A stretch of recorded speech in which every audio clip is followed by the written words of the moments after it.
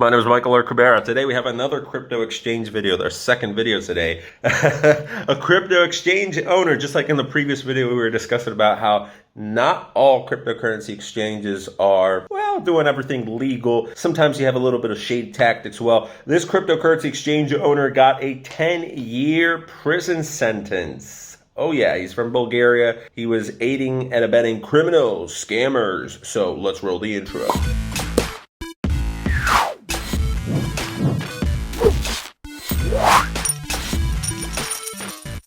As with most of these cryptocurrency exchanges, the number one charge is money laundering. Anybody who's in the cryptocurrency space, anybody who's traded on multiple cryptocurrency exchanges in the past before knows that AML and KYC are huge. There are exchanges that have limited KYC. There are exchanges that don't have any KYC whatsoever. And usually the authorities in Europe, in Southeast Asia, and in America, they try and crack down on it hard. And any exchange that accepts U.S. investors' money, the IRS, the SEC wants to get a hold of their money. But it's not so easy sometimes because of these offshore bank accounts, offshore holding companies, these shell companies, so it really gets kind of complicated. But there's no large exchange, and large will depend, but there's no big boy at the top who doesn't have to abide by these laws. So all of the larger exchanges, KYC, know your customer, they have to verify the customer. They have to have your ID or passport or driver's license. They have to verify you if you have large limits. So if you're trading with large transactions, hey, where'd you get the money? And AML, anti-money laundering. If they see that your Bitcoin is coming from, let's say, the darker side of the internet, where there's a lot of money laundering, or it came from a Bitcoin tumbler, a Bitcoin mixer, or just from a sketchy address which is on their blacklist, they know where your Bitcoin's coming from. Let's face it, they know where your Bitcoin's coming from. With Monero, it's kind of a different option, but they're trying to figure that out. So my advice would be just use Monero, which it's still not perfect. It doesn't mean you can hide completely. And Bitcoin's not anonymous. Still people think it is. It used to be in a way. So we can make a video on that. It's secure, but it's not anonymous. People used to think that because it technically provided you a lot more privacy than if you were using a bank account. Just like if you use cash for cash transactions, it's going to be a little bit harder to trace that. Same with Bitcoin. It's even harder to trace cash transactions if you know what you're doing. If you're mixing, if you're tumbling, it's still traceable. Anyways, exchanges fall because of money laundering. There's multiple ways to track down if an exchange is participating in money laundering. And the number one thing, if they don't accept KYC and AML laws, if they don't respect them, it already puts them on a target list. And then all they have to do is just slip up and boom, they get arrested, the exchange owners and whoever's participating in it, and the exchange gets shut down. A federal jury in Frankfort, Kentucky found a Bulgarian national guilty of conspiracy to commit racketeering and money laundering back in September 2020.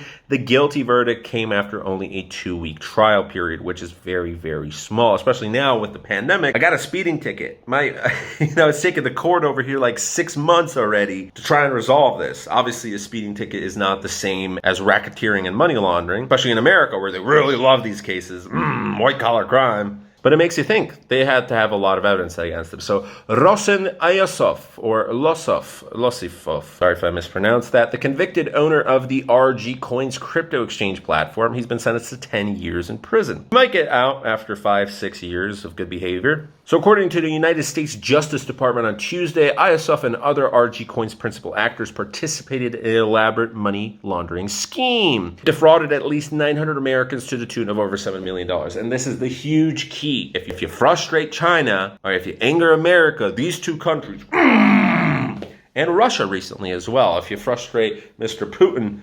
they're going to track you down. They're going to shut you down. It's not a lot. It's $7 million for 900 investors. 7 million divided by 900, that means to the tune of around 7,000 to 8,000, specifically 7,777 and 77 cents from every single investor. So when you're talking about cryptocurrency, that's not a lot. That isn't a lot because these exchanges usually deal with hundreds of millions of dollars. They're billions of dollars even. I know this was a smaller exchange because I never even heard of RG Coins crypto exchange. But $7 million, some of these exchanges just make like that. So what did Mr. Ayasov and the other employees of the company do? They would do the stupidest thing ever. They'd advertise on Craigslist and on eBay. Oh my God. So they would advertise non-existent luxury items and they just wanted crypto. They were scamming. And the funds from these operations were routinely siphoned off into criminal accounts, and that's how they were able to get caught. So dirty money was getting laundered for normal money. Bitcoin, it's a little bit easier to launder technically. The Justice Department communique also revealed that ISOF laundered money for the AOAF, a known cybercrime syndicate in Eastern Europe. In total, ISOF reportedly allowed almost $5 million in dirty money to pass through the RG Coins platform exchange, and the convicted Bulgarian also reportedly earned $184,000 from the proceeds of all of the money laundering operations, which isn't a lot, but for Bulgaria, it's a lot.